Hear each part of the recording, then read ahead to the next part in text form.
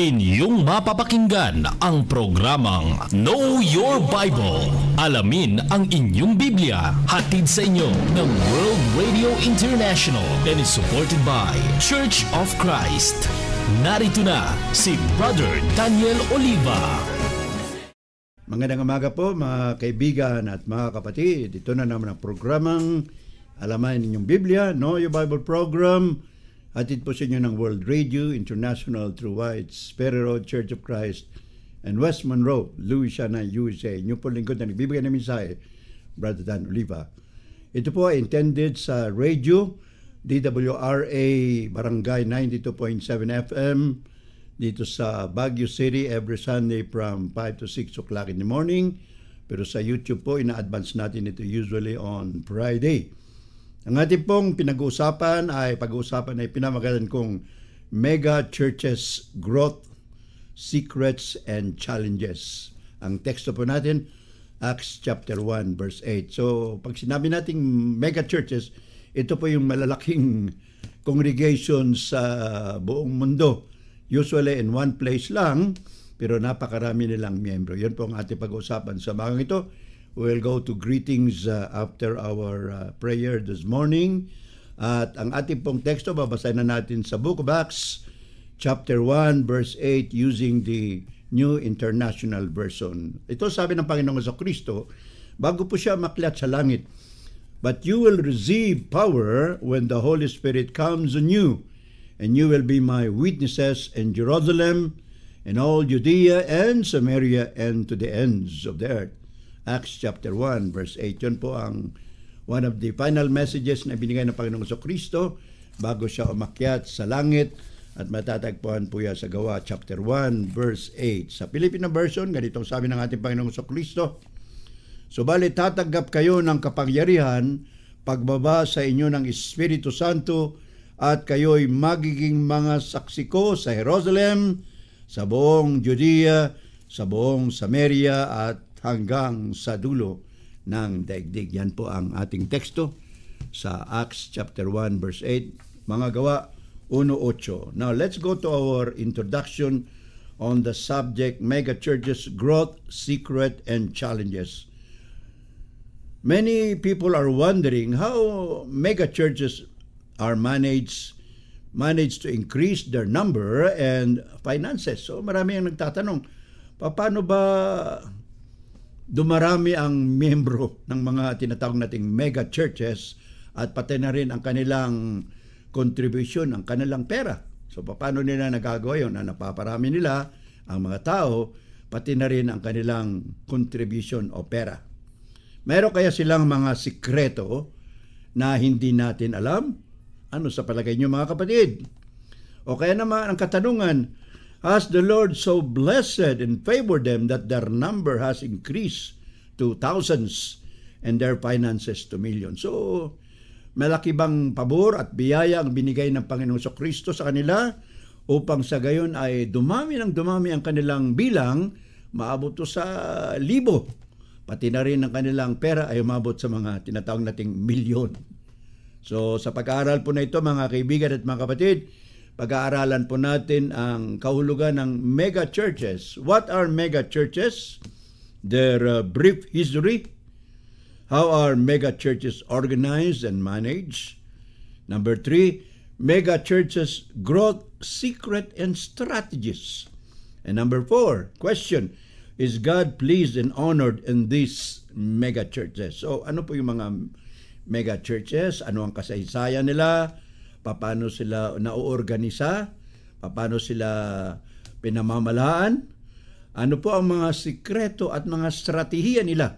Kaya sila ay lumalago at dumarami. At ang huling katanungan na sasagutin natin, ang Diyos ba ay natutuwa at nabibigyan ng karangalan sa mga tinatawag nating mega churches? Pag sabi nating mega, sobra po ang laki.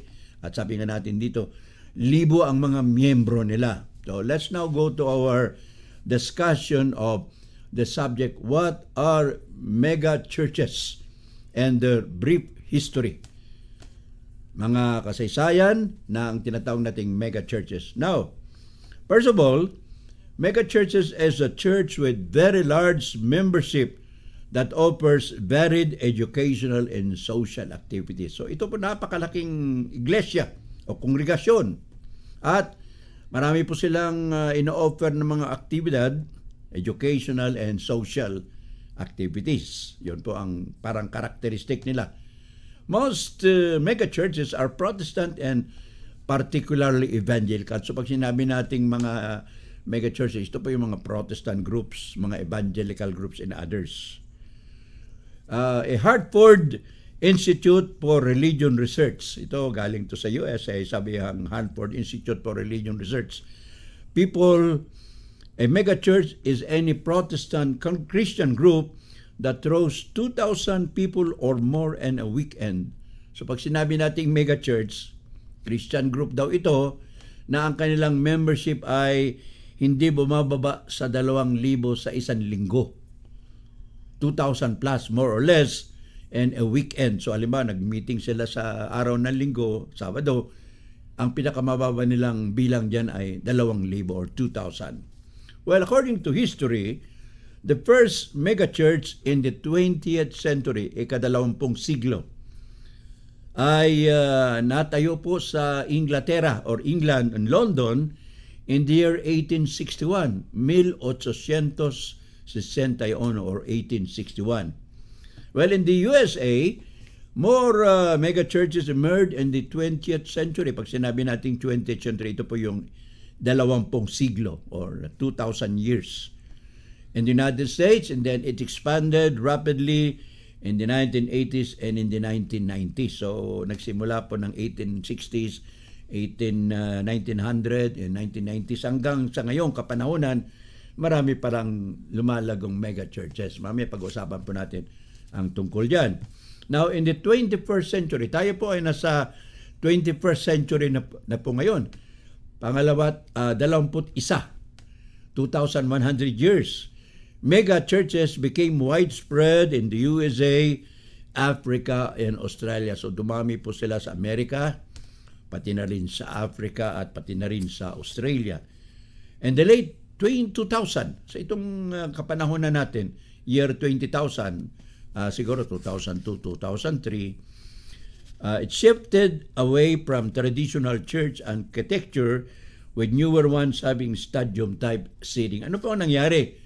Sa taong 2000, sa halip na iglesia lamang, kongregasyon na marami ang upuan, ang ginawa po nila stadium. Parang laro sa, nanonood ka ng athletic ball, halimbawa doon, may boxing, may soccer, may baseball, etc.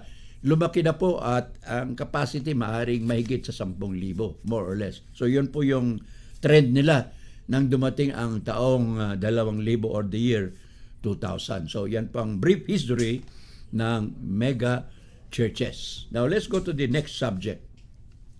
How are mega churches organized and managed? Paano po sila na-organisa at paano rin sila pinamamalaan? Okay. According to Mark Thomas of Fuller Theological Seminary, mega churches work more like corporation. So sabi niya, itong si Mark Thomas Fuller of Theological Seminary, parang korporasyon daw ang pagmamaneho, pamamahala ng tinatawag nating mark churches or mega churches. The mega church has a different model of leadership. So iba po yung modelo ng kanilang pamunuan, maring hindi batay sa makikita natin sa Santa Biblia. Well, its chief pastor, o tawag sa kanila, the senior or the chief pastor, serves as the pleasure of the congregation of the board of trustees. So pag isang kongregasyon lang, ang pinakapuno nila, tawag nila doon, chief or senior pastor. So palit, kung malaki na, gumagawa na po sila ng tinatawag na board of trustees. Isang grupo na tinatawag nila mga katiwala. Board of directors or board of trustees. Pareho lang po yan. So makikita natin, the pastor is the executive officer and also the decider. Siya po ang nagdidesisyon, siya din ang chief executive officer. So of course, pinagmimitingan po yan sa board of trustees or board of directors. Under him, Sa ilalim po ng chief pastor o senior pastor, you have the associate pastors and assistants who report to him. So may mga assistant po siya, may mga associate pastors, at ito po ay nagbibigay ng report o tala sa kanya. So therefore, brothers and sisters, makikita natin that the entire church, the mega church structure is a pyramid with the senior pastor on the top. So makikita natin yung pyramid, nasa taas po maliit at habang bumababa, dumarami at lumalaki. So parang triangle po yan. So nag-iisa siya doon sa taas, senior chief pastor, tapos habang bumababa ay dumadami at ang pinakamarami mo yung nasa baba, yung tinatawag nating base. So yun po ang kongregasyon. Now, mega churches also mobilize large amount of people and resources to offer varied types of ministry or outreach. So, anong ginagawa nila? So, marami po silang nagagamit na mga tao. At hindi lang tao, siyempre, yung resources, yung pangangailangan sa mga tao, pagkain, transportation expense, etc. At marami po silang ino-offer na ministries or outreach. So, hindi lang isang grupo ang kanilang pinagbibigyan o tinutulungan. Halimbawa, nandito yung mga senior citizen. Doon naman sa kabila, yung mga kababaihan. Nandito naman sa kabila yung mga kabataan. So, yan po ay example lamang. Now, John Roberts, a member of the, sabi nating LDS or the Latter-day Saints Church Mission. Ito yung sabi niya tungkol sa mega churches. Mega churches operate simply through mass exposure. Ano pa ibig sabihin ng mass exposure? Ibig sabihin, paramihan sa audience. Hindi lang isa grupo o kukunti, kundi mas maraming grupo, mas maraming taong nakakapanood sa kanila, nakapakikinig. Yun po ang pinakagusto ng mga tinatawag nating mega churches. And of course, they are about entertainment. Entertainment is an activity that holds the attention and interest of an audience. So, meron silang mga palabas para maka-attract po ng atensyon ng mga nanonood, mga nakikinig. So, anong nangyayari dyan? Meron silang mga event, meron silang mga performances and activities more or less to entertain people. So, pag na-entertain na yung tao, nandun na yung pagbibigay ng mensahe. Parang ganyan po ang estilo nila. These churches span the gamut, finding niches that bring in money. So, ang ginagawa po nila, itong mga congregation na yan, naghahanap po sila ng pamamaraan, mahahaba at malalawak na pamamaraan kung paanong makapagdala ng pera o salapi sa kanilang grupo. So, marami silang pamamaraan. Hindi natin masasabi kung ano-ano yan. Yung mga may experience sa mega churches, marahil makapagbibigay kayo ng inyong experiences na kayo ang naging miyembro ng isang tinatawag nating mega church. Their preachers bring in lots of people and steer them to fevered pitch to produce income, which are tithes and gifts. So, ang mangyayari, yung mga ngaral nila, marami pong iniimbita ng mga tao, at kung naroon na sila, ang pangangaral nila ay medyo enthusiastic, makabagbag damdamin, upang sa gayon ay makapag-produce sila ng maraming contributions. Pwedeng 10% o mahigit pa sa 10%. So, in other words, kung ibig sabihin nito, magagaling yung mga ngaral nila, magagaling yung tagapagsalita nila, na-stir up nila yung emotion ng mga tao na nakikinig sila sa kanila. Well, some teach the so-called prosperity gospel, which says that if one gives money to the ministry, God will give it back 100-fold. So meron silang mga ministro or preachers nang tawag sa kanila, ang pinangangaral nila ay prosperity gospel. Ano po ibig sabihin ng prosperity gospel? Ang prosperity gospel po ay ganito: kapag kayo ay nagbigay ng malaki sa Panginoon, ang Panginoon ay babalik yan sa inyo ng sobra-sobra pa sa inyong ibinigay. In other words, when you give money to the ministry, God will give it back to the giver 100-fold. So, daang beses ang balik sa iyo. Yun po yung style ng mga prosperity gospel preachers. Now, let's go to the next part of our lesson. Mega Church Growth Secrets and Strategies. So ano po mga pamamaraan nila para sila ay lumago, lumaki, dumami ang bilang nila? Ano po ang mga sikreto at mga strategiya? Baka makakuha tayo dito ng mga ideya at kung tama po ay pwede natin gamitin sa ating mga congregation. But let's find out kung ano po yung mga strategiya nila, mga sikreto nila sa pagpaparami ng kanilang bilang at pagpaparami pa rin ng kanilang pera o koleksyon. And in a nutshell, mega churches receive more media attention than smaller churches. So anong nangyari? Media attention. So anong ginagamit mo? Mass media.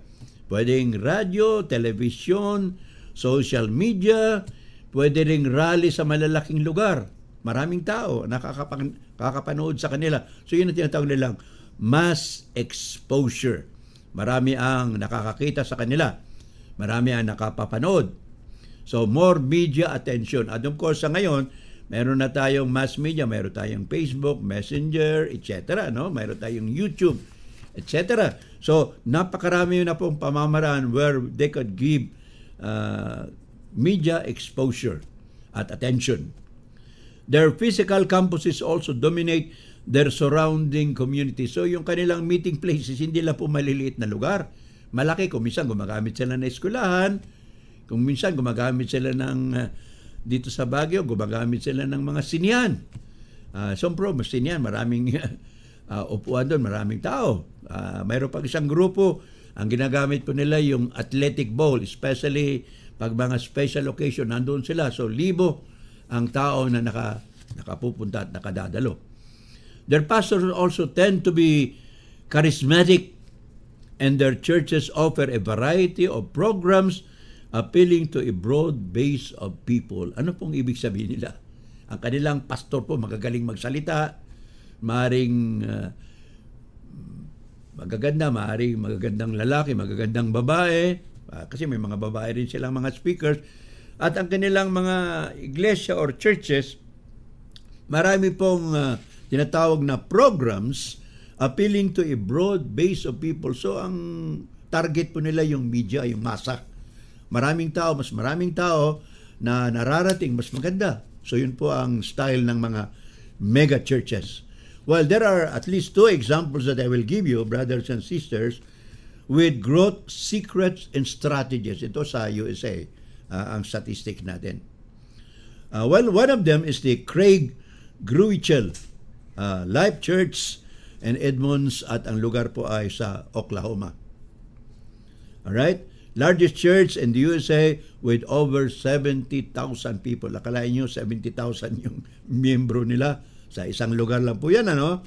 What is the secret to success? Ang sikreto po nila, they have over 40 locations with under 2,000 per location, with place well with social dynamics. So ang ginagawa nila, yung 70,000, hinahati-hati nila sa iba-ibang location, at sa isang location, more or less, mayroong 2,000 o mahigit pa, at doon po ay kakaroon sila ng tinatawag na social dynamics. May mga group activities yan sila, at yun mga pamamaraan nila para sila ay lumago.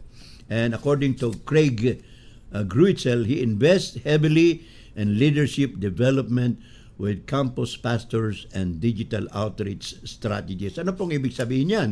Sila po ay gumagastos tungkol sa leadership development, and of course, campus pastors or ministry sa mga eskwelahan, mga malaking eskwelahan, and they also use digital outreach strategies. Okay, number 2, the G.D. Greer Church. G.D. Greer, pangalan po ng tao yon. Pero ang congregation niya, ang tawag ay Summit Church in Raleigh, North Carolina, USA. Of course, sabi ko kanina, USA. Itong si Greer, pangalan niya Greer, G.D. Greer, he planted about 500 churches in the past 12 years. So, nandami niyang naitatag na mga lokal na congregation, and most of them are matatawag nating mega church.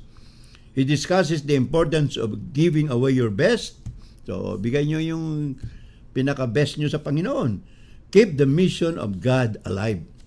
And of course, ang isa sa mga sikreto nila dito, they invest in a public square which becomes a hub for political and business leaders. Ano pong ibig sabihin ng public square? Isa pong parang plaza, uupahan nila yon at yun ay parang sentro kung daan nagtitipon ng mga tao for business and not only for business but even for political activities. So nag-imbita sila ng mga negosyante, mga politiko, doon sa lugar na yun, parang plaza yun, malaking building, malaking gusali, at doon nakakaroon sila ng mga gatherings, pagdidiscussion, at ano-ano pang mga activities. And of course, may kasamang religious activities po doon.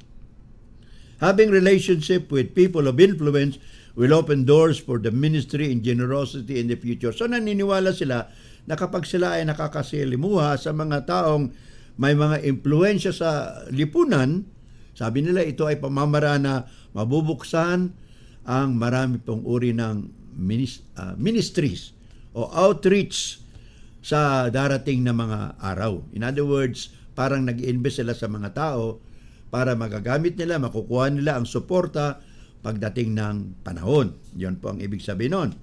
Also, there are plenty of unique opportunities to serve the people God has literally put in your church spot. So, nag-iisip po talaga sila kung paano ma-reach out yung mga tao ayon sa kanilang mga idea, at sabi nila, yan po ay pamamaraan pa rin ng ating Panginoon Diyos.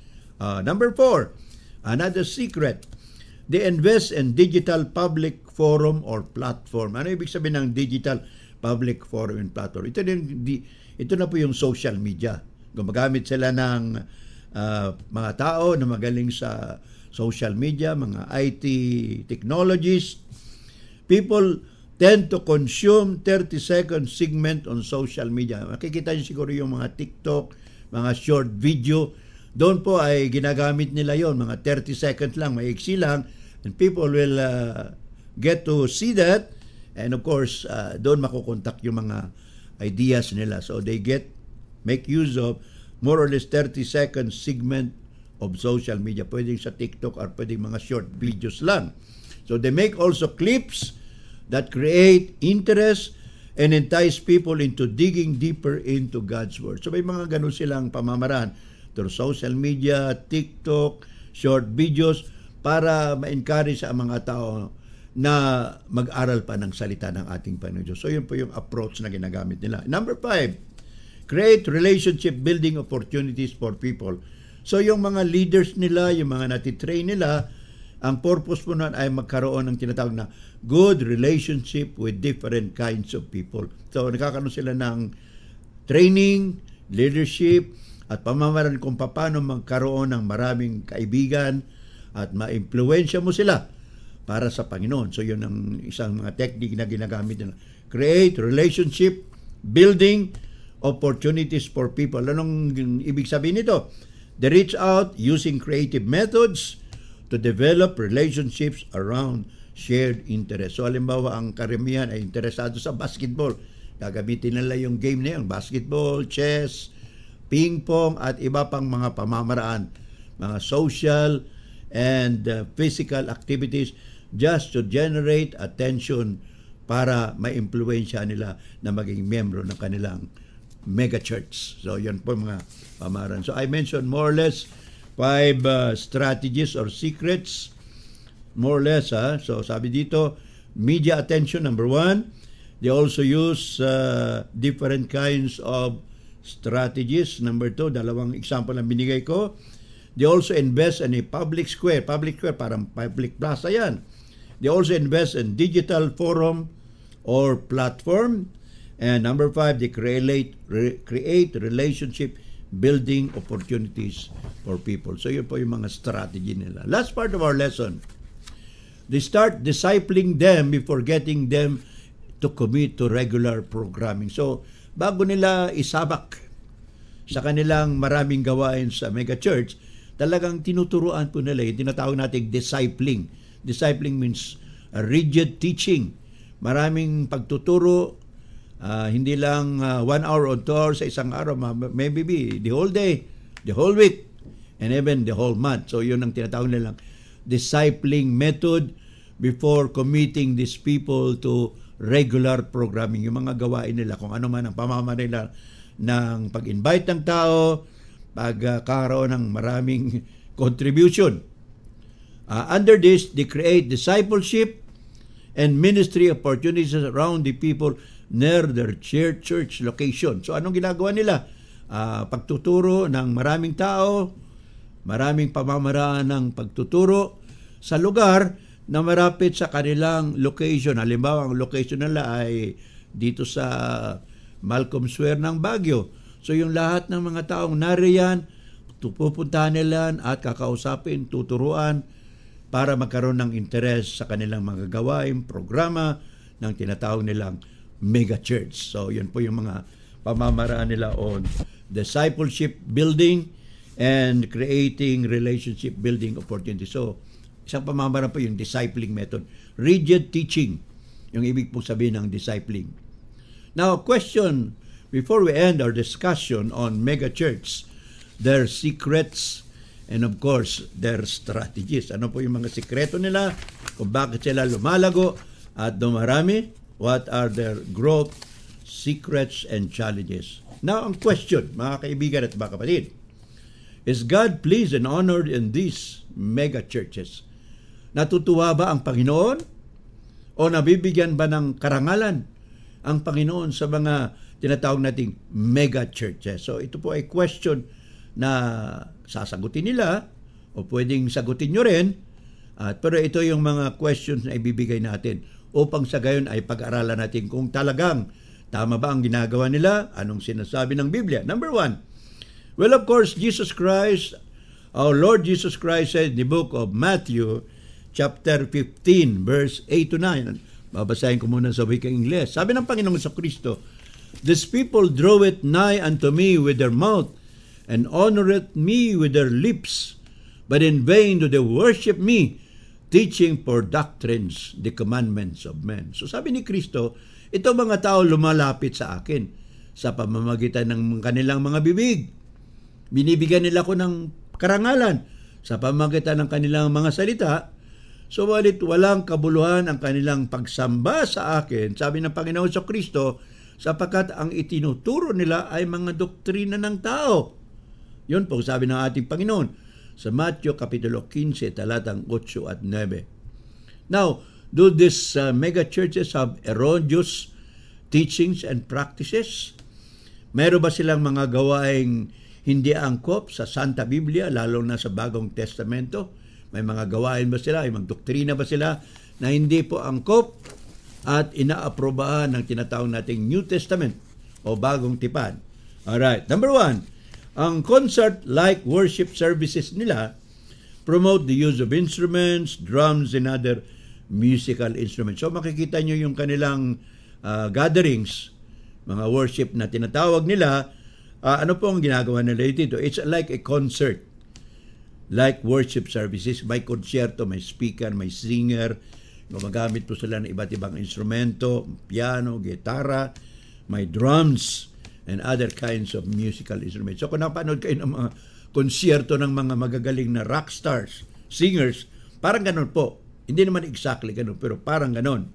Alright. And of course, kung babasahin natin yung Biblia, this is a violation of Ephesians chapter 5 verse 19 and Colossians 3:16, kung sana sinasabi ng Apostol Pablo na ang musika na ginagamit sa Bagong Tipan o ng mga early Christians, what we call the a cappella or the vocal music.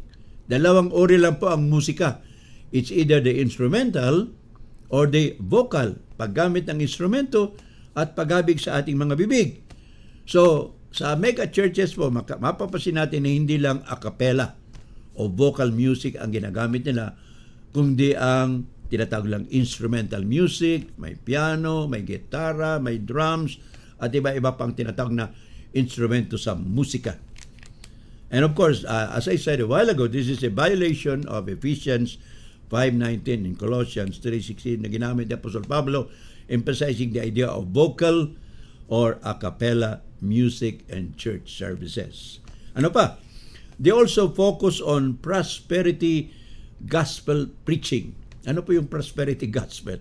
Yung emphasis na Pag kayo ay nagbigay ng malaki sa Panginoon, 100 beses din ang balik sa inyo. So, wala namang problema yung mga ngalal ka ng parami ng contribution. Pero kung palagi na lang yun ang approach, emphasis mo, lakihan ninyong bigay ninyo, iba na po yung tono. So, yun ang tinatawag nating prosperity gospel preaching or teaching. Well, the idea here is which teaches becoming rich by giving their tithes. So, kayo ay yayaman. Maging bilyonaryo kayo pag binigay nyo yung mga 10% o ikapo sa iglesia. And of course, iglesia tinutuloy natin yung mega church, yung grupo nila. So, they encourage 10% giving or tithes o ikapo. Hindi lang ikapo, bakasaga, iba pa. Mayroon pang thanksgiving, etc. So, marami pong pamamaraan. Well, of course, the New Testament, kung babasahin pa natin sa Bagong Tipan, wala pong imposition ng 10%, 10% o ikapo. Ang ikapo po was required to the Jewish people, the Israelites, sa Old Testament o sa Lumang Tipan. Sa New Testament, there is no emphasis on rightly giving 10%. Sabi ng Panginoon sa Kristo through the Apostle Paul, you can give more than 10%, but it should come from the heart. Voluntaryo. In other words, hindi ka pipilitin. Pero kung pinipilit mo yung tao na bigay ng 10% so that you will become rich, physically and spiritually, iba na po yung emphasis. The Bible does not teach, in other words, yung giving na tinatawag na forced giving, but rather voluntary from the heart. And of course, this is promoting the love of money, which is the root of all evils. 1 Timothy chapter 6, verse 10. Sabi ni Apostle Paul, the love of money is the root of all evils. Ang pagmamahal sa pera, hindi pera ang masama, kung hindi ang sobrang pagmamahal sa salapi o sa pera ay masama, pinanggagalingan ng lahat ng uri ng kasalanan. And by the way, another Apostle Paul statement there is, love of money is covetousness. Ang pagmamahal sa sobrang pagmamahal sa pera ay katulad sa kasakiman, at ang kasakiman, sabi ni Apostol Pablo, ay kapareho ng pagsamba sa isang Diyos-Diyosan. Covetousness is idolatry, sabi ni Apostle Paul. And the mega church model, our congregation accountable to a senior pastor. So medyo sa isang lugar po, kung marami ng grupo sila, mega churches, they are accountable to the senior or the chief pastor. Sinabi ko kanina yung pyramid, nasa taas yung senior pastor. So lahat ng mega churches, mga leaders doon, they are accountable to the senior pastor. In other words, they are highly accountable to one person. So makikita natin yung style of leadership nila. This is the highly centralized power, violating the local church autonomy managed by elders. Kung pabasahin po natin yung New Testament, especially Acts chapter 14:23, and Titus chapter 1 verse 5, ang utos ni Apostol Pablo, an example, ang every local na kongregasyon ay may pinamumunuan ng group of elders who are also called pastors, they are also called bishops, sometimes presbyters, at isa po sa lokal na kongregasyon lang sila namamahala. Hindi po sa buong kongregasyon, sa buong syudad, buong bayan, buong probinsya, buong Pilipinas at buong mundo. That is a violation of the local autonomy concept. So, ganun po ang style ng mega church, mega model. All the leaders, the workers, are accountable to the chief senior pastor, which is, of course, a highly centralized power. And that is, of course, a violation of the local church autonomy na minamanage lamang ng elders and assisted by deacons and every local congregation. Acts chapter 14:23 and Titus chapter 1 verse 5. So yun pong ating mga pag-aaral sa tinatawag nating mega churches. So ano na pag-aaralan natin? We learned what are mega churches, the brief history, how are mega churches organized and managed, mega churches growth, secret and strategies, and is the God pleased and honored in these mega churches. Sa ating conclusion po mga kaibigan at mga kapatid, our Lord Jesus Christ said And Matthew 7:21, not everyone who says to me, Lord, Lord, will enter into the kingdom of heaven, but the one who does the will of my Father who is in heaven. So sabi ng Panginoon sa Kristo, hindi lahat na tumatawag sa akin, Panginoon, Panginoon, ay makakapasok sa kaharian ng langit, kung hindi yaon lamang mga gumagawa, sumusunod sa kagustuhan at sa kalooban ng aking Ama. Matthew 7:21. The important thing, brothers and sisters, in honoring and pleasing God is to keep His commandments. Marami ka mang nagawa kung hindi mo sinunod ang kagustuhan at kalooban ng Panginoon. Wala pa ring halaga yun. Remember, King Saul, naghandog siya ng maraming hayop. Pinakita niya yung hari na nakonquer niya doon sa Amalekites. Subalit hindi natuwa ang Panginoon. Sinabihan si Haring Saulo through Samuel the prophet, is God pleased with all your sacrifices? God is pleased with your obedience. To obey is better than sacrifice. Ang pagsunod ay mas higit pa sa mga handog na ibibigay mo. So God said through Jesus Christ in John 14:15, if you love me, keep my commandments. Kung mahal nyo ako, susundin nyo ang aking mga kautusan.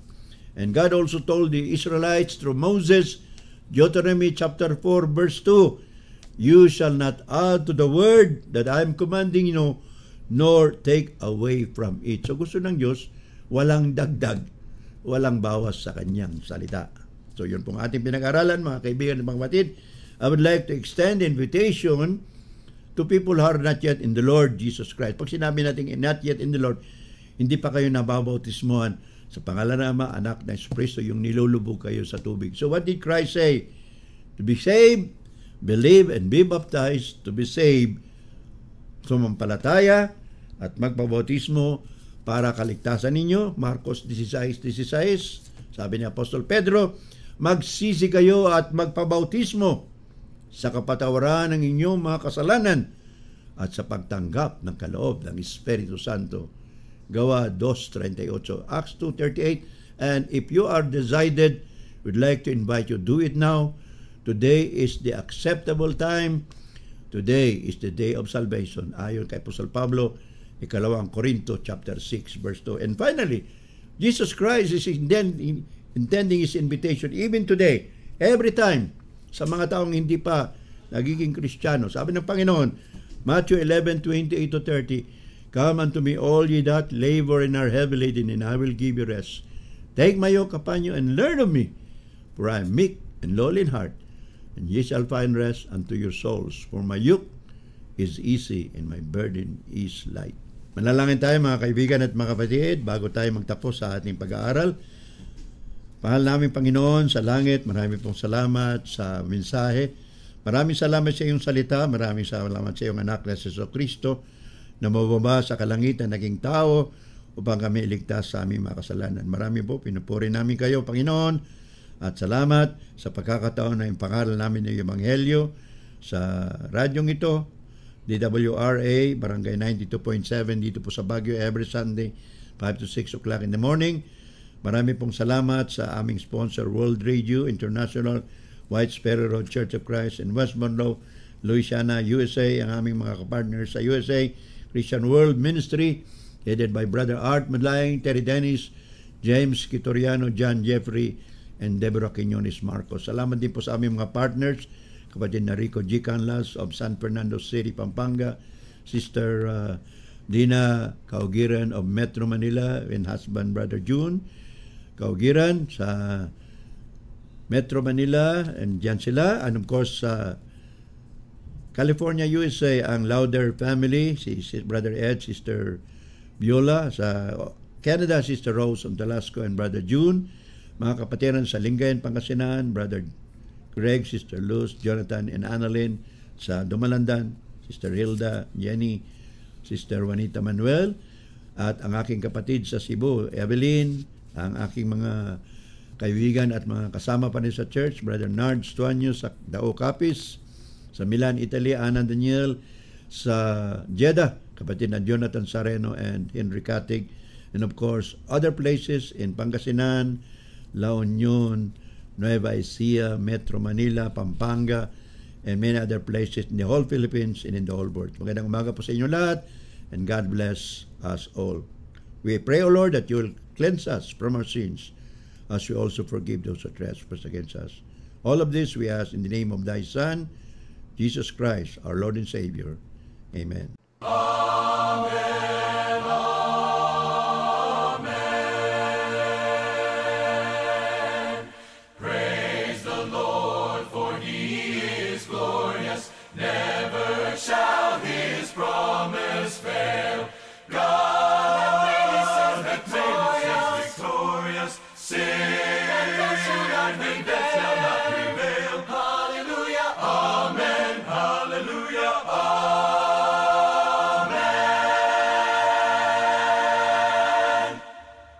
Amen, amen. Praise the Lord of our salvation.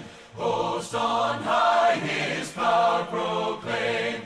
Heaven and earth and all creation, Lord, and magnify his name. Hallelujah, amen, hallelujah, amen.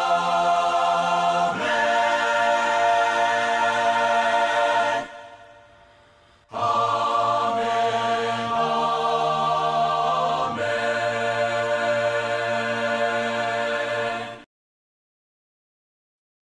Inyong napakinggan ang programang Know Your Bible. Alamin ang inyong Biblia. Hatid sa inyo ng World Radio International and is supported by Church of Christ.